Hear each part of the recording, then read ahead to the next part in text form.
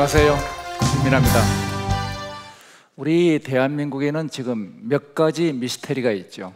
예를 들어 볼까요?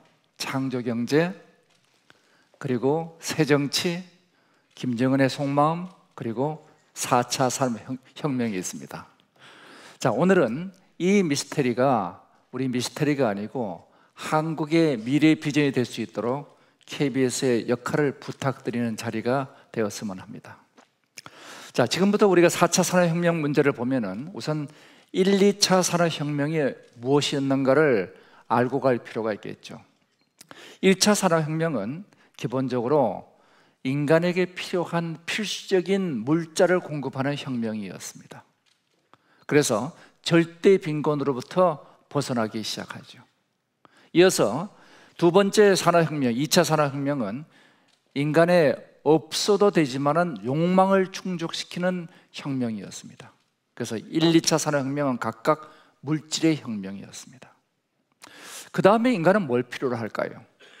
연결의 욕구를 가지고 있습니다. 사회적 욕구를 가지고 있죠. 그것을 충족시키는 혁명이 바로 3차 산업혁명이었습니다. 이제 4차 산업혁명은 인간의 자신에 대한 욕구, 자기를 표현하고 자신을 발현시키는 이런 욕구를 충족시키는 새로운 거대한 혁명이 시작되고 있습니다.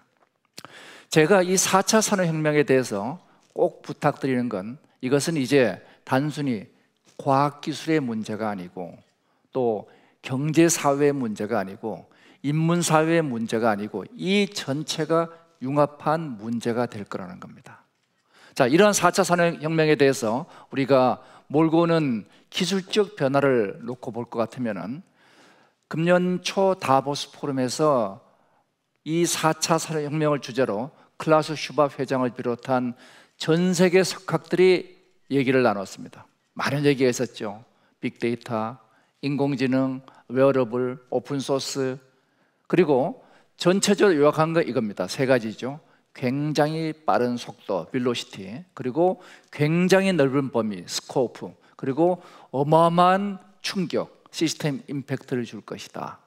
그러나 아직은 4차 산업혁명의 정의를 내리는 데 대해서는 정의는 미정의 상태라는 것이 다보스 포럼의 얘기였습니다. 심지어는 제레미 리프킨 같은 학자는 4차 산업혁명을 아직 오지도 않았다고 얘기를 하고 있습니다. 굉장히 시니컬한 그룹에서부터 시작해서 굉장히 앞서가는 그룹까지 다양하게 펼쳐져 있지만은 그럼에도 불구하고 이 세상을 바꾸는 4차 산업혁명의 가장 본질적인 키워드 하나를 끄집어낸다면은 이것은 아마 CPS라는 용어가 될 거예요. 자, 이 CPS라는 용어를 놓고 보면은 사이버 스페이스와 피지컬 스페이스, 즉 물리 공간과 가상의 공간, 두 개의 공간이 융합된다는 개념이죠. 그래서 다보스 포럼을 비롯해서 지금 4차 산업혁명을 이끌어가는 국가들이 가져가는 딱 하나의 키워드, 오늘 이 자리에서 4차 산업혁명에 대해서 뭐라고 얘기하느냐 얘기했을 때 내가 화두를 하나 가져간다면 물리 세상과 가상 세상이 어떻게 융합하느냐, 이것이 4차 산업혁명의 본질적인 화두라는 거죠. 근데 제가 CPS라는 용어를 안 쓰려고 합니다. 그것은 여러 가지 이유가 있지만 이미 CPS라는 용어로 출발한 독일, 미국은 이것을 제조혁명의 관점에서 주로 보고 있어요. 저는 이것이 제조나 과학기술 수준에 끝날 문제가 아니고 이것은 인류의 모든 생활을 바꾸는 혁명이기 때문에 조금 다른 용어를 쓰려고 합니다. 그것이 바로 O2O란 거죠. 이미 전 세계 주요 국가들은 4차 산업혁명을 시작을 했습니다. 미국, 독일, 일본은 물론 중국까지도 중국 제조 2025, 일본은 소사이어티 5.0 이런 주제를 가지고 4차 산업혁명을 시작하고 있죠.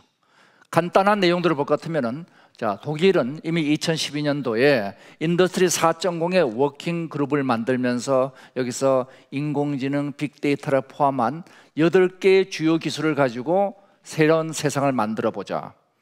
이어서 미국도 역시 스마트 아메리카 프로젝트 하에서 이 전체 미국의 제조 혁신을 통해서 2025년까지는 미국을 세계 최고의 제조 강국으로 다시 끌어올리겠다. 이러한 전체적인 개념을 사이버 스페이스와 피지컬 스페이스가 합쳐지는 CPS라는 개념으로 추진을 하고 있습니다. 자, 우리가 독일과 미국이 또 일본과 중국이 어떻게 움직이고 있는가를 분석한다고 과연 대한민국의 미래가 밝아질 것이냐? 저는 아니라고 얘기를 드리고 싶습니다. 우리는 이제는 다르게 가야 됩니다. 한국은 실패한 국가냐 성공한 국가냐 어떻게 생각하세요? 저는 한국을 실패한 국가라고 얘기 들을 때 솔직히 저는 화가 납니다. 우리는 실패하지 않았습니다. 제가 태어나던 해 굉장히 중요한 해죠. 1953년도. 우리가 전 세계에 가장 못 사는 나라 중에 하나죠. 최후진국이라는 얘기도 있고 인도보다는 조금 앞섰다는 얘기도 있고 여튼 우리가 가장 못 사는 나라는 틀림없습니다. 이런 대한민국이 불과 반세기 만에 OECD 가입을 했어요. 분명히 대한민국은 추격 경쟁에 성공을 한 나라입니다. 그래서 패스트 팔로우 전략에 우리가 성공을 한 조건을 보면은 무엇보다 남들이 한 걸 쫓아가면서 코스트 다운을 했죠. 그래서 우리 다른 나라가 시작한 조선 반도체를 우리가 뒤따라 잡았습니다. 근데 사실 그걸 따라잡은 것은 우리 한국의 권리에 해당됐습니다. 왜냐하면 조선과 반도체 산업은 한국이 조선 반도라서 무조건 1등하게 돼 있습니다. 자, 이 1차 산업혁명, 1차 우리가 한강의 기적에서 성공한 건 뭐예요? 남들을 따라잡는데 목표를 설정한 능력이 필요하지 않았습니다. 우리가 필요했던 건 뭐죠? 목표에 도달하는 능력이죠. 우린 열심히 일하는 게 제일 중요했죠. 그리고 그 목표로 가는 경쟁 과정에는 수많은 경쟁자들이 이미 존재하고 있습니다. 왜냐하면 산업 라이프 사이클의 후반기에 들어가는 거죠. 이렇게 후반기에 들어가서 치열한 레드오션 경쟁에서 한국은 코스트 다운으로 성공을 했습니다. 자, 이러한 성공 전략이 지속 가능하냐? 아니라는 거죠. 이미 대한민국은 아시는 것처럼 지난 10년간에 걸쳐서 국가 경쟁력 순위는 지속적으로 내려가고 있습니다. 1.9%까지 도달했던 대한민국의 전 세계 GDP 기여율은 이제는 1.3%까지 떨어지고 있습니다. 계속 떨어지고 있습니다. 우리가 1980년대까지만 하더라도 전 세계 평균 경제 성장률의 3배를 성장했는데 이제는 전 세계 평균보다 아래로 내려가 있습니다. 이것은 지금 전략하에서 더 열심히 하는 것이 작동하지 않는다는 걸 의미하고 있습니다. 이제는 다르게 해야 됩니다. 중국과 인도가 따라오지 않을 때는 우리의 패스트 팔로우 전략은 그 나름대로 경쟁력을 가졌죠. 근데 이제는 더 이상 안 되죠. 이제는 어쩔 수 없이 한국은 이제는 패스트 팔로우 전략에서 퍼스트 무버 전략, 선도 전략으로 가야 되고, 코스트 다운에서 밸류 업으로 가야 되고, 추격자에서 개척자로 올라가야 되고, 효율에서 혁신으로 넘어가야 됩니다. 이제 우리한테 필요한 것은 목표 도달 능력이 아니라 목표를 설정하는 능력입니다. 무조건 정해진 대로 따라가는 것이 아니라 정부 후견주의에서 정부가 정해진 걸 따라가는 시대는 끝났죠. 이제는 그 목표를 설정하는 토론 과정이 중요한 시대가 됐습니다. 어떻게 목표를 설정할 것이냐? 우리는 이와 같은 남들이 안 간 목표를 설정한 그런 경험이 없죠. 이런 일을 하기 위해서는 경쟁에서 우리는 협력으로 넘어가야 됩니다. 지금 한국의 모든 시스템은 경쟁 구도로 되어 있습니다. 실패를 지원하지 않죠. 2차 한강의 기적을 만드는 것은 지금까지 우리가 1차 한강의 기적과는 완전히 다른 패러다임 하에서 이루어지게 되어 있습니다. 제가 두 개를 비교를 해봤습니다. 한국은 지금 추격 전략에서 선도 전략으로 넘어가야 되는 이 패러다임 변화의 혼돈 속에 빠져 있습니다. 우리는 돈 버는 게 중요하다고 생각을 했어요. 근데 이제는 소위 빈곤으로부터 탈출이 사람에게 동기부여를 주지 않습니다. 이제는 꿈을 찾아가는 가치와 비전이 있어야 됩니다. 과연 우리는 꿈, 가치, 비전을 갖고 있는가? 그리고 목표 중심에서 과정 중심으로 이전을 해야 되죠. 대기업 중심의 가불 문화가 패스트 팔로우 전략에서 성공 전략이었습니다. 나쁜 거 아니었어요. 그렇지만 그 방식 가지고는 한국의 미래는 보장되지 않습니다. 대중소기업이 복합 생태계를 가지고 수평협력 문화를 가져가야 되죠. 우리가 남들을 쫓아갈 때는 실패하는 사람은 둘 중에 하나예요. 능력이 없거나 불성실하거나.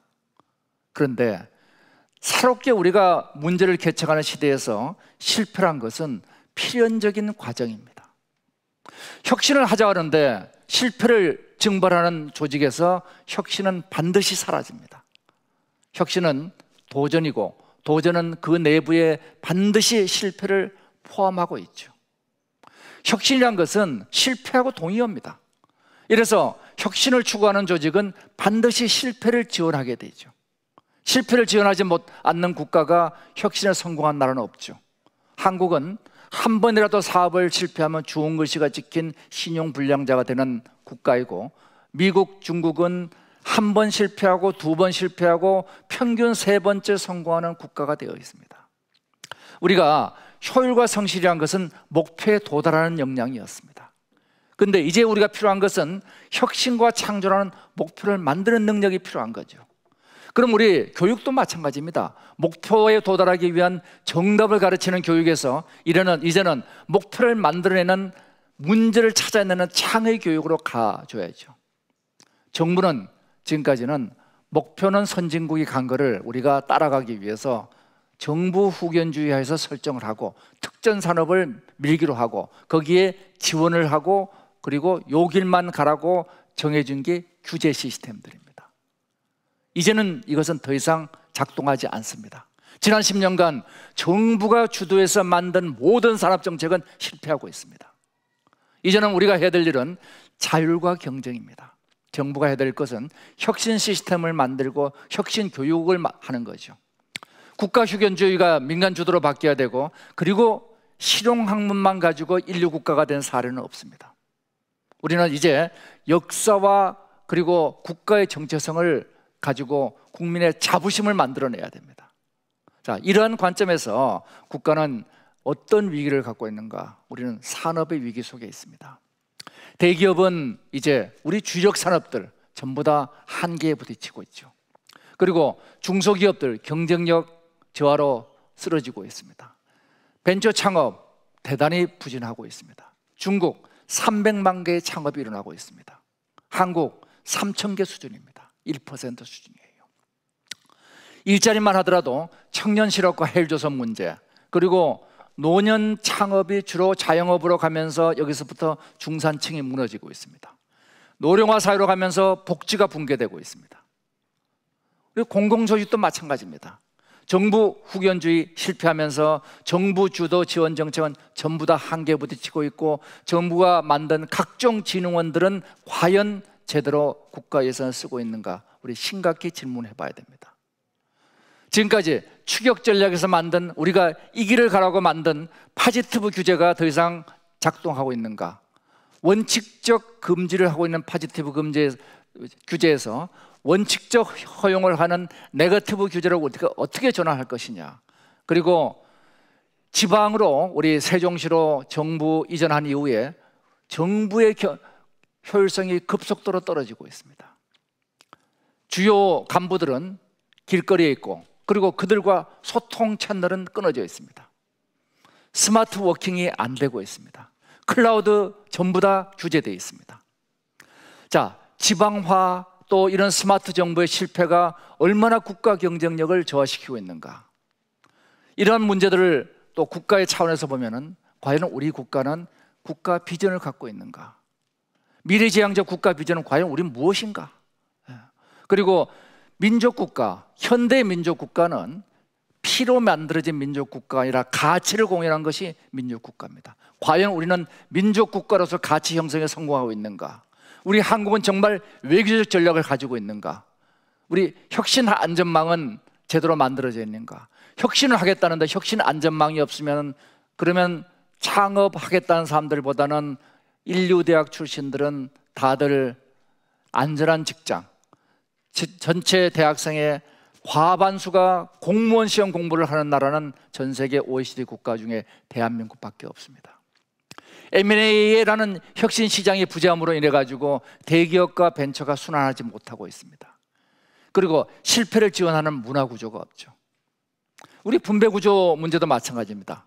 우리 지대 수입이 너무나 큰 구조입니다. 그리고 1차 분배, 일자리에 의한 1차 분배보다 더 나쁜 것은 2차 분배죠. 진위 개수를 놓고 보더라도 1차 분배 진위 개수는 OECD 평균 수준입니다. 그렇지만 2차 분배 진위 개수는 우리가 OECD 평균보다 훨씬 낮고 최악의 수준이죠. 자, 어떻게 일하는 복지를 만들 것이냐. 교육은 이제 정답 위주의 교육은 더 이상 우리에게 필요한 인재를 키워내지 않고 있습니다. 이미 미국은 오지선다형 교육은 없애기로 했죠. 근데 우리는 지금 또 정답 위주의 빨리 맞추는 교육을 하고 있습니다. 고비용 저효율의 교육을 하고 있죠. 이제는 모든 교육이 창조와 협력을 중심으로 하는 기업가 정신 중심 교육, 프로젝트 교육으로 이전을 해줘야 됩니다. 이 교육부의 구시대적 교육 통제 철학을 어떻게 할 것이냐, 우리의 심각한 숙제가 되어 있습니다.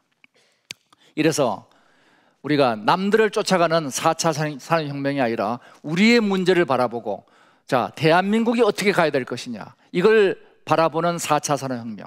우리는 지금까지 남들을 쫓아가는 패스트 팔로우 전략하에서 기술만 쫓아갔던 것이 아니라 모든 정책이 선진국을 쫓아갔습니다.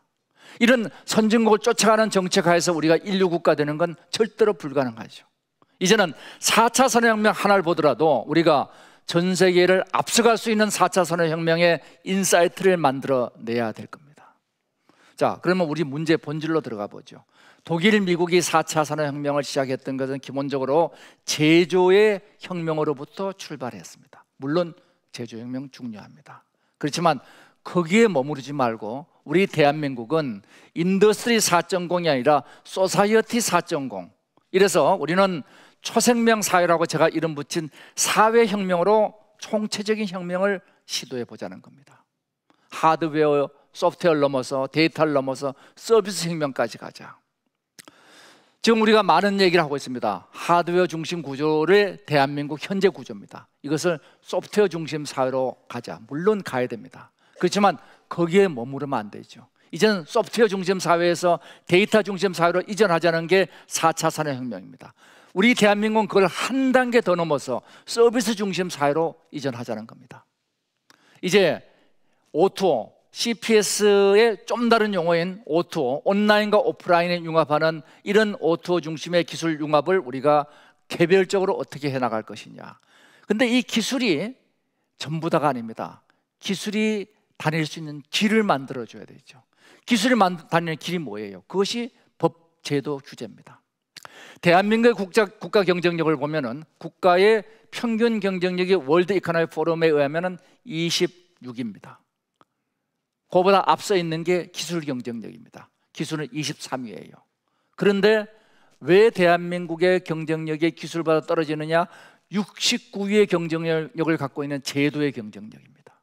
그리고 90위권의 규제의 경쟁력이 한국을 발목을 잡고 있습니다.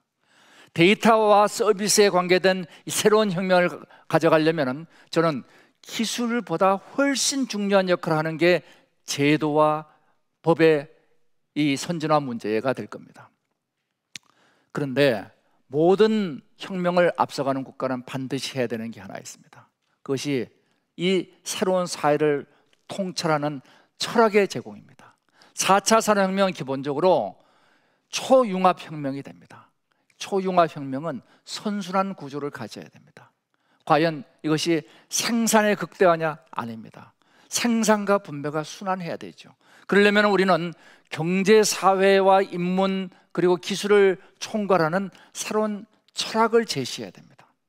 이러한 철학에서 선순환의 의미를 가장 잘 가지고 만들어진 철학 시스템들이 우리 대한민국의 홍익 태극 사상, 이것이 불교에 녹아 들어가서 원효 사상이 되었고, 그리고 이것이 유교에 녹아 들어가서 퇴계와 율곡의 사상으로 발전을 해왔습니다. 자, 이러한 관점에서 제가 4차 산업혁명의 대한민국의 그림을 세 축으로 그려봤습니다. 첫 번째 축은 사물을 다루는 과학기술이 융합을 하자. 개별적인 과학기술이 아니라 과학기술이 융합을 하는 싱을 다루죠. 그리고 인간을 다루는, 미를 다루는 인문학이 융합을 하자. 그리고 우리를 다루는 경제 사회가 융합하자. 이 전체가 다시 자기 조직화하는 초융합 사회를 제가 홀로크래시라는 이름을 붙여봤습니다. 홀론, 부분이면서 전체죠. 그리고 이것을 우리말로는 초생명 사회라고 이름을 붙여봤습니다. 자, 이 중에서 첫 번째, 과학기술 융합이 일반적으로 미국, 독일에서 얘기하고 있는 4차 산업 얘기가 될 겁니다. 그렇지만 우리가 여기에 머무르지 말자는 얘기를 제가 드리고 있는 겁니다. 기본적으로 4차 산업의 가장 중요한 키워드는 CPS 혹은 오토란 용어죠. 현실 세계와 가상 세계 두 개의 다른 세상이 융합을 하는 것이 4차 산업혁명의 본질입니다. 자, 제가 이 자리에 걸그룹 요즘 잘 나가는 데가 어디죠? 제가 이름을 밝히면 안 될 것 같고 여튼 모셔오면 좋겠지만 불가능합니다. 소속사가 있답니다. 아마 KBS가 모셔오면 오겠죠. 이 현실 세계는 원자로 이루어져 있고 원자의 세상은 복제가 안 되죠. 복제가 안 되는 세상에서는 희소성의 원칙 때문에 소유가 원칙이 됩니다. 오프라인의 기본 법칙은 소유입니다. 그리고 공유지는 비극이 되죠. 그런데 온라인 세상은 복제와 편집이 자유롭습니다. 기본적으로 온라인 세상은 크게 봐서 공유로 점점 이동하고 있습니다. 그래서 온라인의 공유와 오프라인의 소유 두 개의 세상이 결합되고 있는 게 4차 산업혁명의 구조입니다. 자, 두 개가 결합하면서 생긴 대표적인 현상이 우버가 한국에서 퇴출된 과정들이죠. 전 세계에서 70조의 기업 가치를 가지고 있는 가장 성공적이라고 평가받는 우버가 한국을 비롯한 여러 국가에서는 왜 퇴출되고 있는가? 두 개의 사고의 차이죠. 오프라인의 사고에서 보면 이것은 불법에 해당되고 온라인 사고에서 보면 이것은 미래에 해당됩니다. 두 개가 충돌하고 있습니다. 이 두 개의 충돌에서 뭐가 생기느냐? 거대한 대륙의 충돌에서 거대한 히말라야 산맥 그리고 안데스 산맥이 태어났습니다. 생명이 태어나고 있는 거죠. 자, 이러한 생명의 모습을 보면은 우리는 이 두 개의 세상을 다루는 용어들이 많이 있습니다. 아날로그, 디지털, 사물과 데이터, 제품과 서비스, 피지컬 스페이스와 사이버 스페이스, 오프라인과 온라인, 이러한 용어들이 이제 합쳐지죠. 합쳐지는 용어들도 많이 있습니다. 디지로그, IoT, PSS, 프로덕트 서비스 시스템입니다. 그리고 CPS, 사이버 피지컬 시스템, 그리고 이 전체를 아우르는 용어를 제가 O2O라고 쓰기로 했습니다. 어떤 용어를 써도 괜찮습니다만은 우리가 가장 4차 산업혁명에 적합한 단어가 저는 O2O가 아닌가 생각을 해요. 전 세계 1조 기업 가치가 넘는 새로운 스타트업을 유니콘이라고 부르고 있죠. 이 유니콘들은 거의 예외 없이 그들의 사업 영역은 어디에 있느냐? 이 두 개의 세상이 부딪히는 영역에 존재하고 있습니다.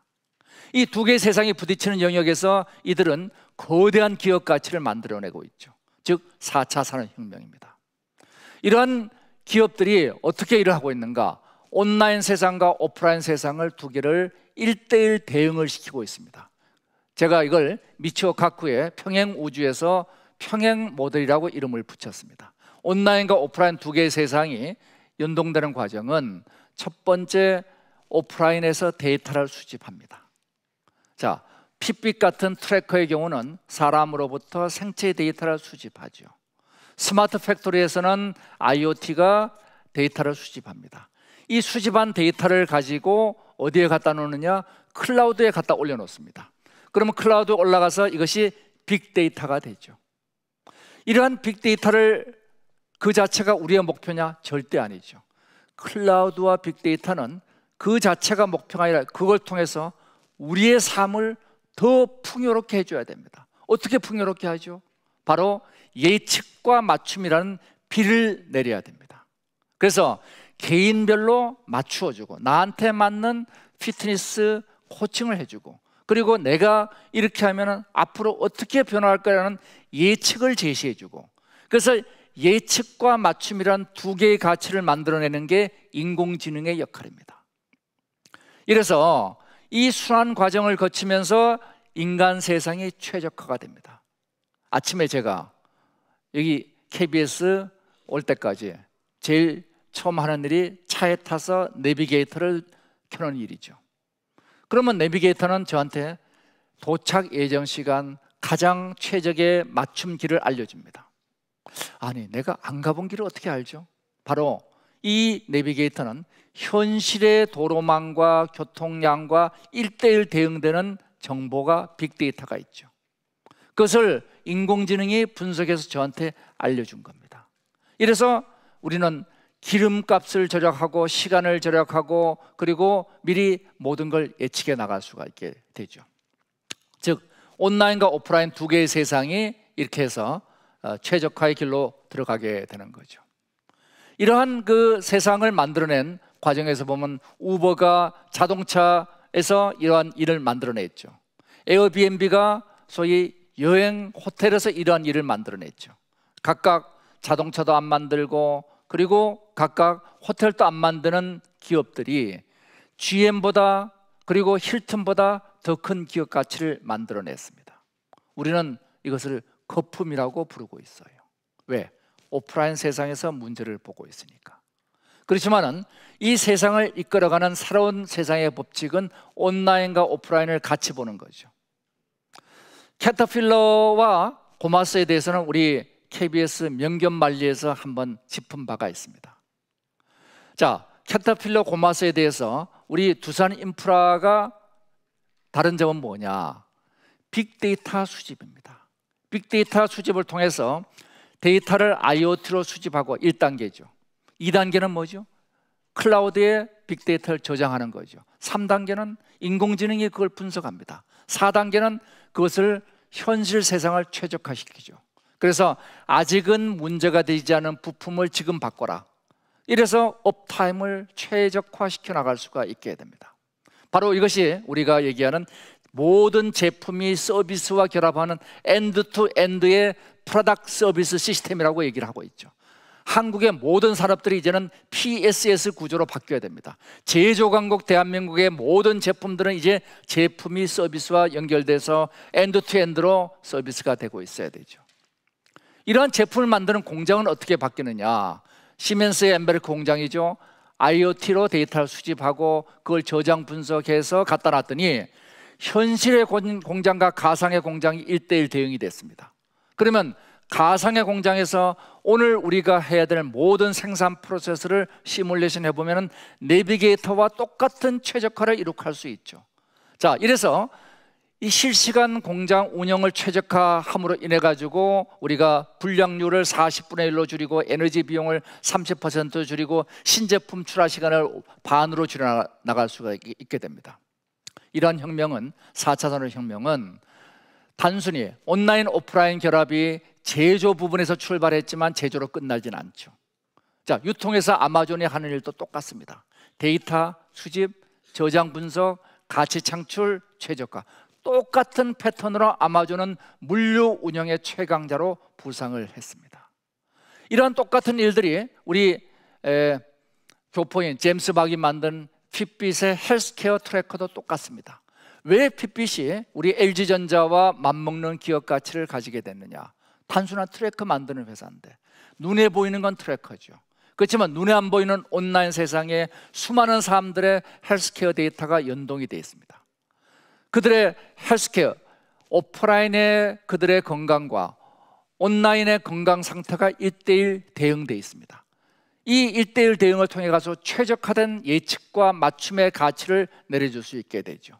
데이터의 수집, 저장 분석, 가치 창출, 최적화, 이 똑같은 일을 해나갈 수가 있습니다.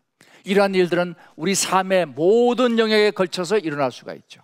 4차 산업혁명은 제조혁명이 결코 아닙니다. 4차 산업혁명은 이 온라인과 오프라인 두 개의 세상이 결합함으로써 세상을 바꾸는 혁명이죠. 그러면 이 단계에서 우리는 대한민국의 강점을 갖고 있는 디바이스, 하드웨어가 있습니다. 이 디바이스의 하드웨어가 데이터가 되고 데이터가 다시 서비스가 되는 이 일련의 순환 과정이 4차 산업혁명의 그림이라고 얘기할 수 있습니다. 여기에 들어가는 기술들이 뭐냐? 바로 IoE, 만물 인터넷, 여기에는 IoB, 인체 인터넷과 IoT, 사물 인터넷이 들어있죠. 그리고 클라우드와 빅데이터가 데이터를 다루고 인공지능이 이것을 다시 서비스화시키고 있죠. 이러한 과정을 다시 분석해 보면은 수많은 독일, 미국의 자료들은 나름대로 보쉬 같은 경우는 9개의 기술, 독일은 8개의 기술을 내놓고 있는데 그들이 어떻게 역할을 하고 있는가에 대한 체계화된 접근이 모자랍니다. 제가 그걸 다시 정리를 한번 해봤어요. 기본적으로 우리가 필요한 것은 현실과 가상 세계의 1:1 대응이니까 1단계는 현실을 가상화시키는 거죠. 자, 현실은 3가지 요소가 있습니다. 시간, 공간, 인간이 있죠. 이 시간, 공간, 인간을 가상화시키는 기술이 6개가 필요합니다. 이것을 제가 6대 디지털화 기술이라고 명을 하고 있습니다. 자, 시간을 가상화시키는 기술이 클라우드와 빅데이터예요. 데이터, 정보는 시간입니다. 그리고 공간을 가상화시키는 기술이 GPS와 IoT입니다. 인간을 가상화시키는 기술이 SNS와 웨어러블입니다. 우리가 IoB라고 얘기를 하죠. 이 6개의 기술이 있으면은 현실 세상을 디지털 세상, 가상 세상으로 옮겨놔서 1:1 대응을 시킬 수 있죠. 1:1 대응된 세상에서 끝나느냐? 그건 인간에게 혜택을 주지 않죠. 지금 전 세계 4차 산업혁명 구조에서 빠져있는 부분이 다시 어떻게 하면 이 평행 모델로부터 인간의 삶을 최적화시킬 것이냐. 디지털화는 우리 4차 산업혁명의 1단계에 불과합니다. 2단계는 아날로그화 기술이 필요합니다. 이 아날로그화 기술을 우리가 보면은 이 6개 아날로그화 기술이 필요하죠. 서비스 디자인, 블록체인과 핀텍, 증강 가상현실, 플랫폼, 게임화, 3D 프린터. 게임이 아닙니다. 게임화입니다. 우리 포켓몬고 같은 것이 대표적인 게임화가 되죠. 그래서 이 6대 아날로그와 6대 디지털화 기술이 결합해가지고 총 12개의 기술을 이룩하게 됩니다. 이것이 4차 산업혁명을 일으키는 O2O의 요소 기술들이 되고 있습니다.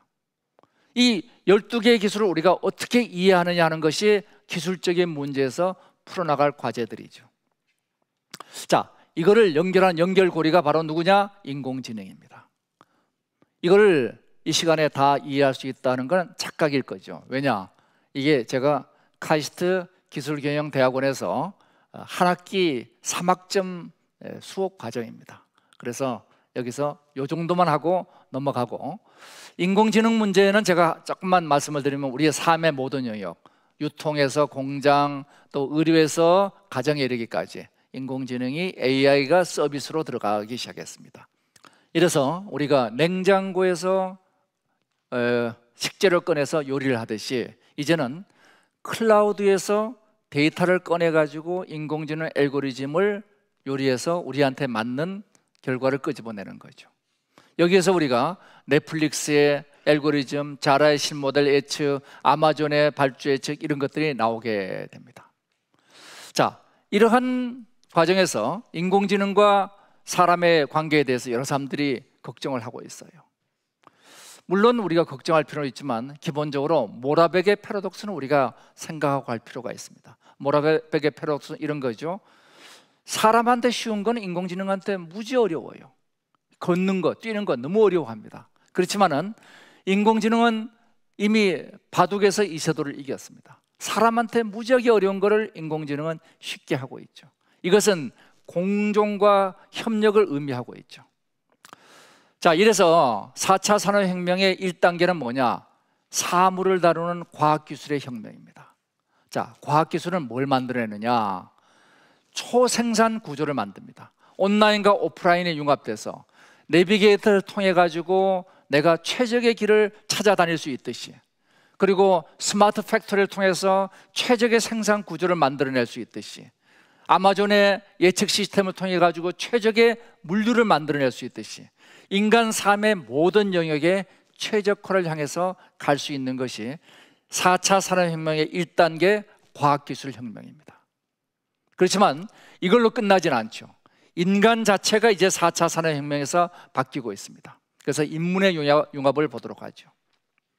제가 2008년도에 미래 인간은 새롭게 변모할 것이다 하고 쓴 책이 호모 모빌리언스란 책입니다. 자, 영어로도 냈는데 아마존에 있는데 안 팔립니다. 자, 그렇지만은 이 중요한 개념은 호모 모빌리언스에서는 인간이 이제는 새로운 인간으로 발전을 합니다. 그것이 첫 번째 단계는 뭐냐면은 인간이 스마트 디바이스와 결합을 해가지고 슈퍼맨이 되는 겁니다.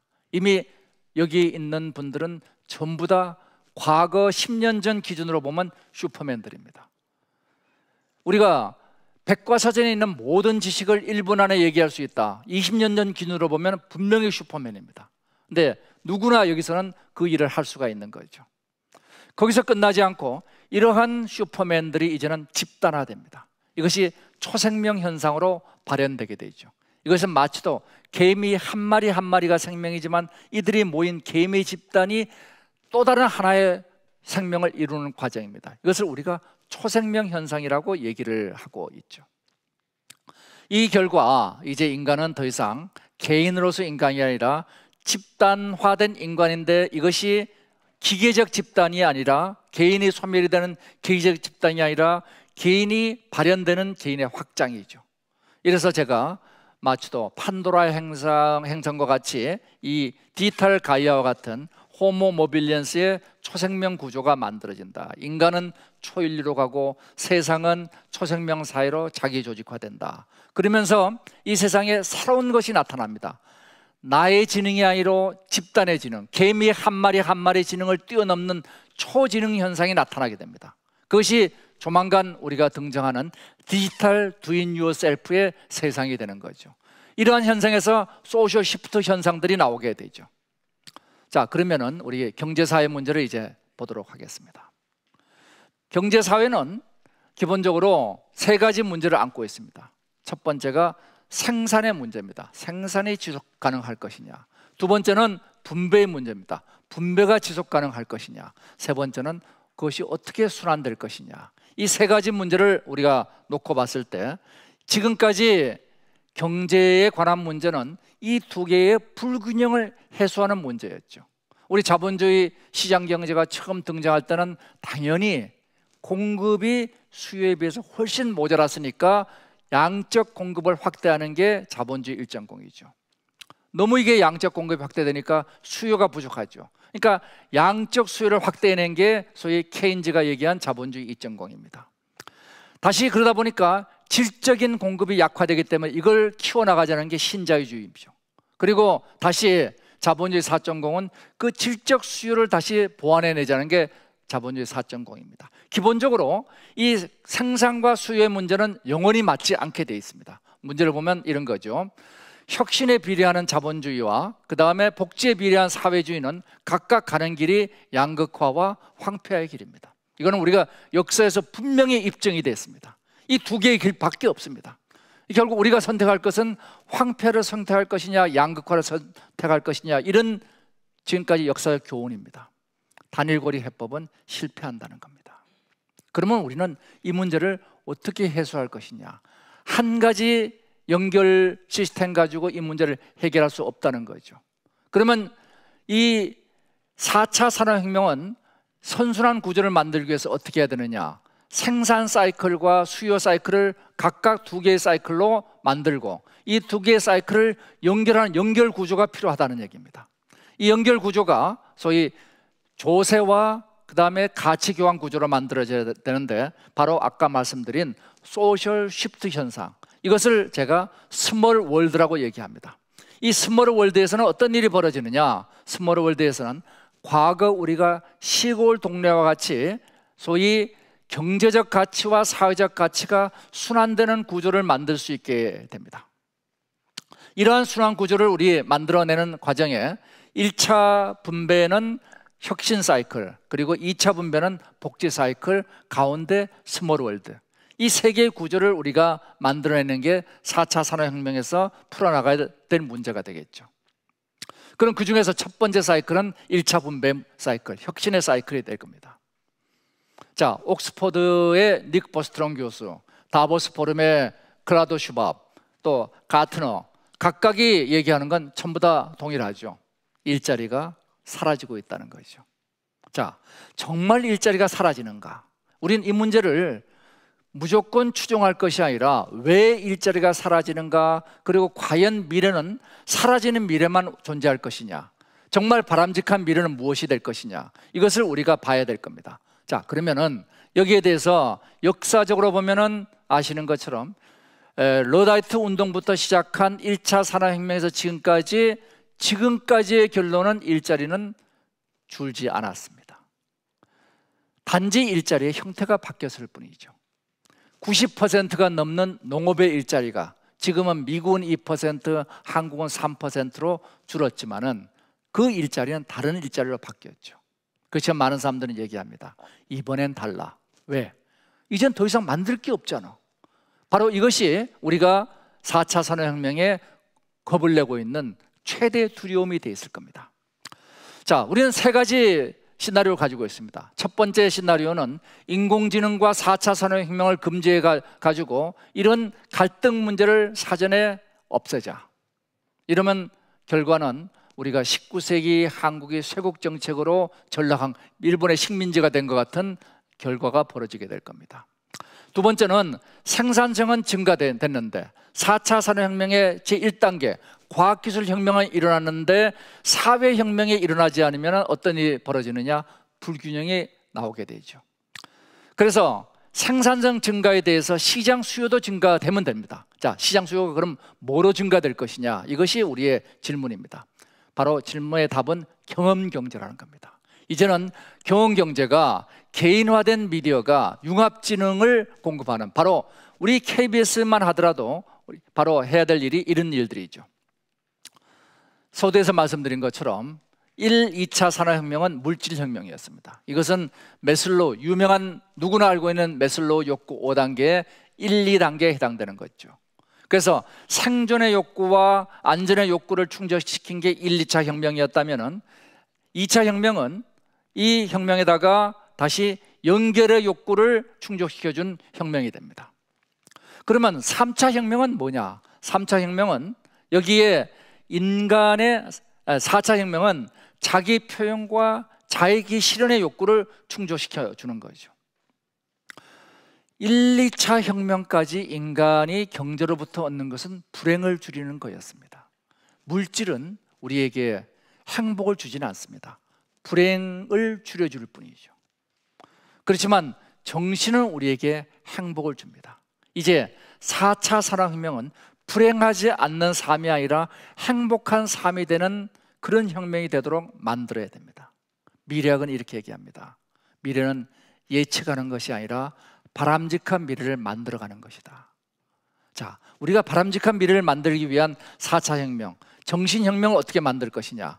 이 정신혁명을 만드는 과정에 우리에게 필요한 것은 새로운 인간상이 필요합니다. 일과 놀이가 결합이 돼줘야 됩니다.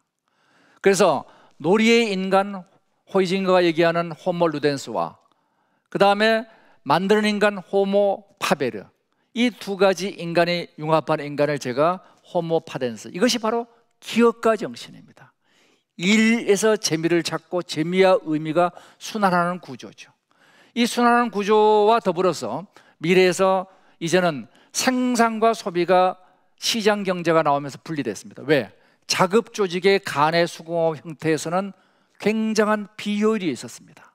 아담 스미스가 얘기한 분업화 과정과 이어서 만들어진 시장의 과정에서 엄청난 효율이 만들어졌죠. 대신에 우리는 생산과 소비가 분리됐습니다. 이 분리된 생산과 소비가 불균형을 만들기 시작하죠.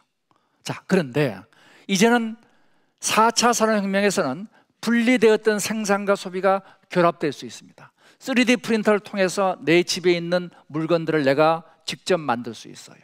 그렇지만 그 만드는 과정을 보면 싱기버스나 쉐이프웨어 같은 디자인이 모여 있는 데서 디자인을 다운받아서 나만의 디자인을 더 집어넣어서 그거를 내가 찍어내서 쓰면은 이것은 나를 위한 작품이 됩니다. 그렇지만 이 만든 과정은 굉장히 효율적인 과정입니다. 그리고 이것을 개인의 지능이 아니라 초지능이, 인간 전체 집단 지능이 작동해서 만든 겁니다. 나를 위해서 누가 만들어주느냐? 인류 전체가 만들어주는 거죠. 이래서 제가 소셜 쉬프트 현상이 생긴다 해서 소셜 맞춤이란 용어를 쓰고 있습니다. 이 디지털화와 소셜 맞춤 현상이죠. 자, 이것이 물건만 들어가느냐? 그렇지 않습니다. 자, 우리가 우리 집에 3D 프린터와 VR 기기가 있다고 생각하면은, 그러면 음악, 미술, 문학 모든 것들을 나의 작품을 만들 수 있습니다. 에트시닷컴 같은 프랑스의 작품 유통 시장은 이미 기업 가치가 1조에 달하고 있습니다. 제품이 아니에요. 작품을 거래하기 시작합니다. 에너지와 생산도 나의 맞춤 생산을 해나갈 수가 있게 되죠. 그래서 두 가지 큰 변화가 생기게 됩니다. 하나가 디지털 도인 유어셀프라는 생산과 소비가 고효율로 재결합을 하게 되고, 그리고 이 소위 1차와 2차의 결합이 만들어지죠. 아무리 우리가 열심히 노력해도 그래도 일자리를 통한 분배 구조는 양극화로 가게 되어 있습니다. 그건 피할 수가 없습니다. 혁신을 강조하면 강조할수록 1차 분배는 양극화로 갑니다. 자, 그래서 우리는 2차 분배가 필요하죠. 대한민국은 2차 분배가 굉장히 안 좋은 나라죠. 이러한 2차 분배의 문제는 거버넌스 문제입니다. 그래서 이 거버넌스가 과연 미래에도 지금과 같은 우리가 간접 민주제가 필요한 것이냐? 아니란 얘기죠. 이제는 생산을 뒷받침하는 4차 산업혁명의 오토와 인공지능이 초생산을 만들어낸다면 초신뢰의 사회자산을 가진 새로운 거버넌스가 만들어져야 됩니다. 이것이 바로 디지털 크레스입니다. 이걸 뒷받침하는 게 블록체인 기술이죠. 호르크스 같은 사람은 미래의 정당은 이제는 싱크탱크와 같다. 결정은 누가 하냐? 직접 민주제 하에서 국민들이 직접 하게 됩니다. 비밀 직접 투표를 우리가 만약에 지금 우리가 어쩔 수 없이 간접 민주주의를 채택한 이유는 뭐죠? 할 때마다 국민 투표를 하면 어마어마한 비용이 들어가죠. 수천억의 비용이 들어갑니다. 그렇지만 만약에 그 비용이 제로라고 생각한다면 지금 같은 시스템이 변모하게 됩니다. 이것이 바로 블록체인 기술의 스마트 직접 민주제가 됩니다. 이것을 미래의 꿈은 결코 아닙니다. 이미 기술적으로 확립되어 있습니다. 그리고 에스토니아 국가에서 하고 있죠. 나스닥은 이제 장외 거래 시스템을 이걸로 구축하고 있고, 한국도 이걸로 구축 중에 있습니다. 자, 미래 4차 산업혁명은 단순히 기술혁명이 아니고 개인은 기업가 정신, 즉 일과 놀이가 결합하고, 기업은 부가가치가 순환하고, 사회는 초생명 사회로 가는 이런 새로운 혁명으로 가야 되고, 이걸 뒷받침하는 선순환 천진 홍익 철학을 우리가 뒷받침할 필요가 있다는 거죠. 자, 이어서 제가 한 15분 정도 걸쳐서 우리 KBS에 관한 얘기를 조금 말씀을 드리겠습니다. 앞에 부분은 제가 자신 있게 얘기할 수 있는 부분인데, 지금부터는 그냥 구계자로서 얘기하는 부분이라 생각하시고 참고로 들어주셨으면 합니다. 자, 우리가 보면은 S&P 500대 기업의 순위를 놓고 보면은 명백하게 드러난 게 있습니다. 영원한 강자가 없다예요. 과거 S&P 500대 기업 50년 갔습니다. 이젠 10년밖에 안 가고 있어요. 영원한 강자가 없다. 자, 영원한 강자가 없는데 그러면은 이 미디어는 어떠냐? 미디어도 마찬가지라는 얘기입니다. 제가 창조경제 패러독스 혹은 혁신의 패러독스라고 얘기하는 게 있습니다. 모든 기업엔 두 가지 역량이 필요해요. 한 가지가 하던 걸 잘하자는 거예요. 이게 쉬는 시간 없이 열심히 일하자. 이게 운영을 극대화시키자. 효율입니다. 생산관리, 그 다음에 노무관리, 영업관리, 관리자가 들어가는 건 다 하던 일을 잘하자 하는 겁니다. 그래서 이 효율, 운영을 극대화시키는 게 1차적인 과거의 목표였죠. 근데 그런 기업들 팍팍 다 날아갑니다. 왜? 혁신을 못하니까. 아무리 우리가 피처폰을 만들어도 잡스가 스마트폰을 내놓으니까 노키아가 날아가죠. 자, 그러면 우리가 뭐가 필요해요? 안 하던 일도 잘해야 되는구나. 안 하던 일을 잘하는 게 혁신 역량입니다. 그런데 혁신은 규모에 정확히 반비례합니다. 효율은 규모에 비례해요. 그럼 여기서부터 뭐가 만들어지냐? 한 조직이 동시에 혁신과 효율을 같이 할 수 없다는 겁니다. 이거는 너무나도 명확합니다. 이거는 지구의 중력 법칙과 비슷해요. 그래서 이 법칙을 깨려는 모든 시도는 다 실패했습니다. 자, 이래서 혁신을 만드는 건 누가 만드느냐? 독립 프로듀서 사내 벤처가 만듭니다. 작은 조직이 만들어냅니다. 효율은 누가 만드느냐? 거대 조직들이 만들어내죠. 바로 여기서 우리가 미디어와 컨텐츠의 분리가 이루어집니다. 이것을 선순환시키는 게 혁신을 거래하는 시장에서 공정한 거래를 하는 거죠. 조금 문제를 더 보겠습니다. 2009년도에 노키아와 애플과 구글이 한판 붙었습니다. 스마트폰 전쟁에서. IT 전문가들은 다들 예측했어요. 저건 보나마나 노키아가 이긴다. 노키아는 부품도 자기가 만들지, 생산도 자기가 하지, 그리고 주요 애플리케이션도 자기가 만들지, 심지어 콘텐츠도 자기가 만들어. 수직 통합이 되어 있습니다. 이런 수직 통합된 노키아를 어떻게 애플과 구글이 이길 것이냐. 그래서 전부 다 드디어 잡스가 맛이 갔구나 생각했는데 결과는 이렇게 됐어요. 노키아가 날아갔습니다. 왜? 이런 혁신의 패러독스, 창조경제 패러독스는 뭘 얘기하고 있느냐? 이 밸류 체인들이 다 분리돼야 된다는 겁니다. 혁신 조직과 효율 조직이 분리돼야 된다는 겁니다. 이게 분리되지 않으면 죽는다는 거예요. 실제로 다 죽고 있습니다. 그래서 창조경제는 미디어는 플랫폼으로, 제작사는 콘텐츠로 갑니다. 이것이 초협력 생태계 경쟁으로 들어가게 되죠. 애플이 왜 자기가 직접 앱을 안 만들고 있느냐? 만들지 몰라서가 아니에요. 자, 유니버설이나 20세기 폭스가 왜 자기가 직접 영화를 안 만들지 몰라서가 아니에요.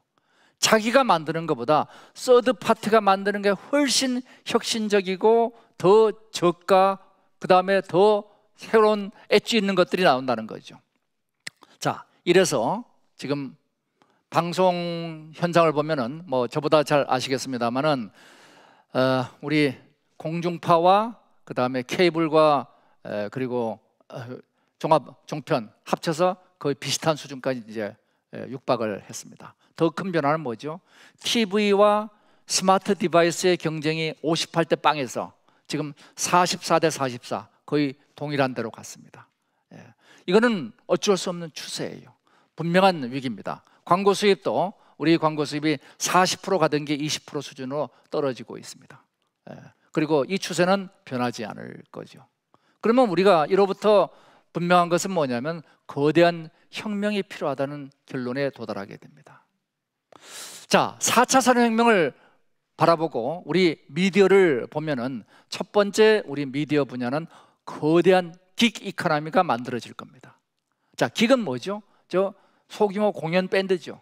저들이 그때그때 이합 집산하면서 전국을 순회하면서 공연을 하고 있습니다. 프리랜서, 전문가된 프리랜서들이 초연결되어 있는 상태가 긱 이코노미죠. 4차 산업혁명은 근본적으로 긱 이코노미 형태로 가게 되어 있습니다. 다보스 포럼은 2025년이 되면은 공유경제 긱 이코노미가 세상을 지배할 것이다. 2020년이 되면 미국 직업의 43%가 긱 이코노미로 가게 될 것이다. 이것이 이제는 직업의 시대에서 업의 시대로 간다는 얘기가 되고 있는 겁니다. 직업이 아니고 업이 되는 거죠. 자, 이러한 긱 이코노미를 또 촉발시키는 또 다른 요인이 뭐냐면 로봇 저널리즘들이죠. 이제는 우리가 일방향 공급자 중심에서 다중의 수요자 중심으로 가게 되고, 속보성에서 인사이트로 가게 되고, 스트라이트에서 탐사, 저널리스트에서 스페셜리스트, 캐스터에서 해설자로 이동하게 될 수밖에 없습니다. 자, 그렇다면은 이로부터 우리가 트랜스미디어란 이런 거대한 흐름을 놓고 보면은 미디어 산업 구조가 어떻게 바뀌고 있느냐, 지금 제가 얘기하는 이 내용도 우리 일반 방송 송출하듯이 내부에 송출되지만 동시에 보는 사람들은 OTT로 보죠. 자, 스마트 디바이스로 지금 외부에서 보고 있을 겁니다.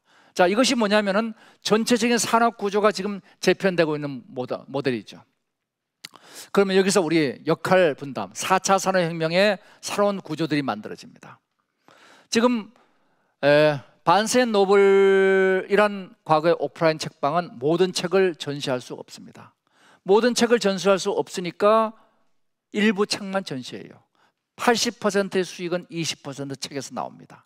그런데 이제는 고전, 소수인종 이런 컨텐츠들을 쓸 수 있는 시대가 됐다는 게 바로 넷플릭스와 아마존이, 그리고 이들이 블록버스터와 바른스 앤 노블을 이긴 거죠. 이 무한대의 공간을 갖고 있는 온라인 공간에서는 롱테일 법칙이 작용합니다. 우리가 갖고 있는 거대한 KBS의 컨텐츠는 롱테일의 컨텐츠를 갖고 있어요. 그렇지만 우리가 갖고 있는 현재 미디어가 할 수 있는 것은 뭐냐? 파레토 법칙으로 적용될 수밖에 없습니다. 그러면 이 롱테일 영역은 어떻게 하고 있느냐? 못 쓰고 있는 거죠. 이 롱테일 영역을 쓸 수 있는 것들이 뭐냐? 쓸 수 있는 구조를 만드는 것들이 아마존과 넷플릭스가 만든 구조죠. 이 롱테일은 뭐가 필요하냐? 빅 플랫폼이 필요합니다. 거대한 혁신을 만드는 롱테일의 컨텐츠는 거대한 빅 플랫폼이 있어야지 작동합니다. 아마존이 제 몇 권 팔리지 않는 책을 지금 또 검색하면 나옵니다. 제가 영어로 쓴 책이 2권인데 2권 다 나옵니다. 자, 그 얘기는 뭐냐? 그것은 무한대의 전시 공간을 갖고 있다는 얘기하고 똑같은 거죠. 중요한 것은 혁신, 즉 컨텐츠와 효율, 플랫폼은 절대로 한 개의 조직에서 공존이 불가능하다는 겁니다. 그것이 왜 수많은 미국의 미디어 산업들이 이 방향으로 재편되고 있는가를 이해하고 있는 거죠. 근데 한국은 달라요. 한국은 왜 다르냐? 그게 중요합니다. 한국은 두 가지 때문에 다릅니다. 자본 구조가 달라요. 자본 구조가 왜 다르냐? 자본 시장 조달이 안 돼요.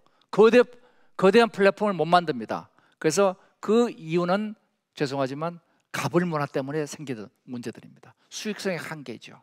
이번에 태호 같은 경우는 좀 다르지만은 이게 중국 자본이 들어오면서 이 일대 이제 컨텐츠 산업이 바뀌고 있죠.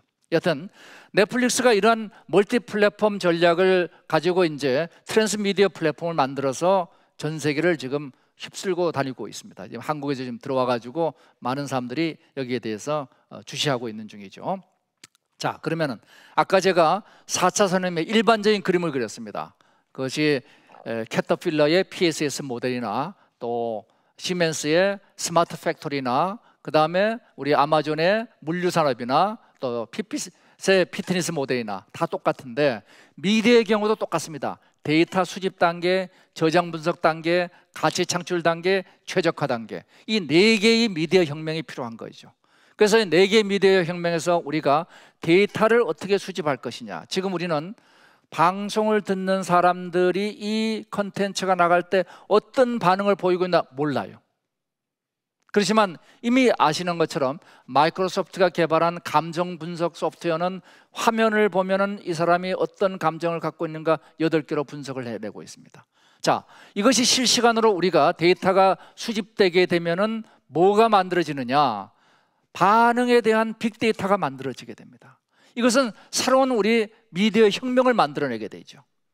자, 우리가 이러한 가치 분석을 해서 개인화된 미디어를 만들고 저비용 고효율의 방송 생태계를 당연히 만들 수 있겠죠. 그러면 우리는 어디로 가야 될 것이냐? 플랫폼입니다. 결국 미디어는 플랫폼이에요. 그 미디어가 갖는 플랫폼이 제대로 건전한 플랫폼이 돼야 됩니다. 한국에서 과거에 한국의 수많은 플랫폼 사업자들 KTS, KT부터 시작해서 이들이 우리도 성공적인 플랫폼이라고 주장했지만 서드 파티가 없었어요. 결국은 서드 파티를 키워내는 게 성공적인 플랫폼입니다. 애플과 구글이 어떻게 서드 파티를 만들었는가를 우리가 잘 볼 필요가 있죠. 그게 두 가지입니다. 하나가 뭐냐면 표준 API를 잘 만들어내는 겁니다. 그래서 서로 소통할 수 있는 표준을 만드는 거죠. 그리고 거기에 신뢰 문화가 뒷받침돼야 되는 거죠. 신뢰 문화는 장기적인 문화죠. 이 두 가지가 오픈 플랫폼 설계의 핵심적인 요소가 되어 있습니다.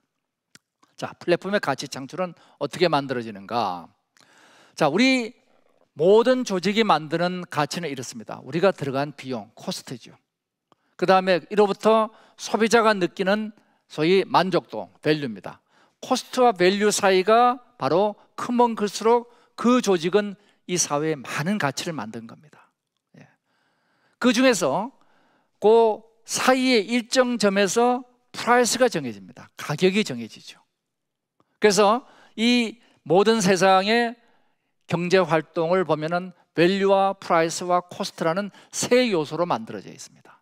자, 이 세 요소 중에서 밸류에서 프라이스 사이를 가져가는 건 누구냐? 그건 소비자가 가져갑니다. 소비자 후생입니다. 그리고 프라이스에서 코스트는 누가 가져가느냐? 생산자가 가져가죠. 그러니까 생산자와 소비자가 프라이스를 경계로서 나눠집니다. 이 가운데 플랫폼은 어떤 역할을 하는 거냐? 플랫폼은 AX 더하기 BX 더하기 CX라는 이런 것을 인수분해하면은 ABC 괄호 열고 닫고 X가 됩니다. 이건 뭐 우리 어렸을 때 많이 해본 거죠. 그럼 뭐가 좋아졌죠? X가 3번 있던 게 1번으로 줄었어요. 2개의 X를 덜 쓰게 됐습니다. 2개의 X를 덜 쓰니까 그만큼 비용이 줄어들게 됩니다. 그래서 플랫폼의 기본적인 역할은 뭐냐면 X라는 공통 역량을 공유함으로 인해 가지고 각각이 자기의 핵심 역량만 가지면 된다는 거예요. 이래서 이 플랫폼은 뭘 만드느냐? 공통 역량을 공유하니까 코스트가 줄어들게 됩니다. 이게 플랫폼이 만드는 제일 큰 첫 번째 역할입니다.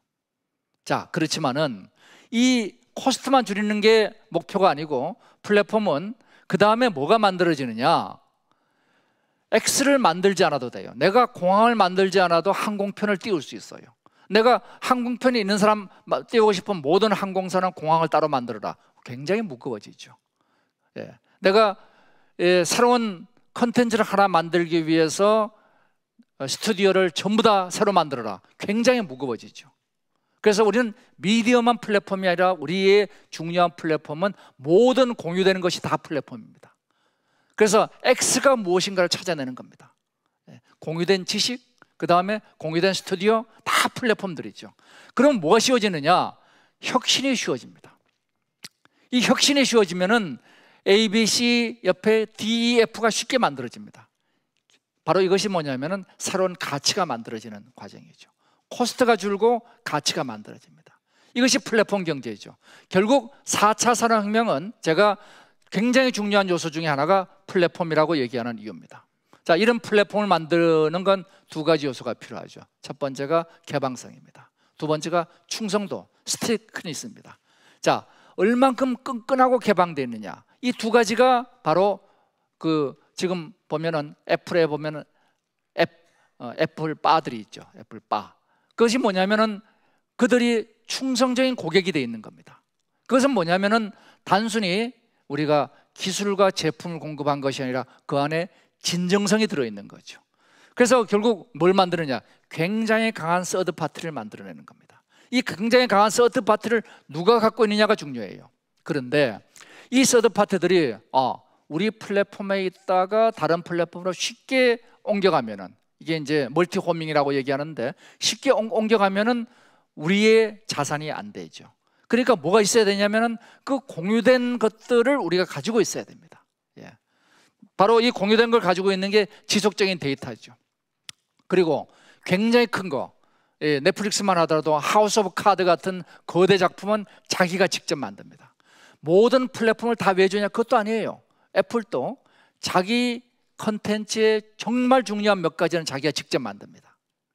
그래서 이런 우수 컨텐츠를 활용해서 교차 보조도 해줘야 되는 거죠. 이 교차 보조의 대표적인 게 하우스 오브 카드죠. 자, 이런 것들을 통해서 우리 플랫폼이 궁극적으로 쌓아나갈 건 뭐냐?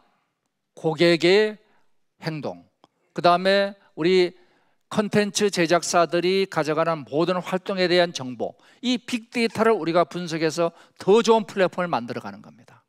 모든 활동을 현실 세계와 가상 세계를 연합시키는 거죠. 이 2개를 연합시키면 여기서부터 거대한 플랫폼이 만들어집니다. 제 얘기는 여기서 마치도록 하겠습니다. 감사합니다.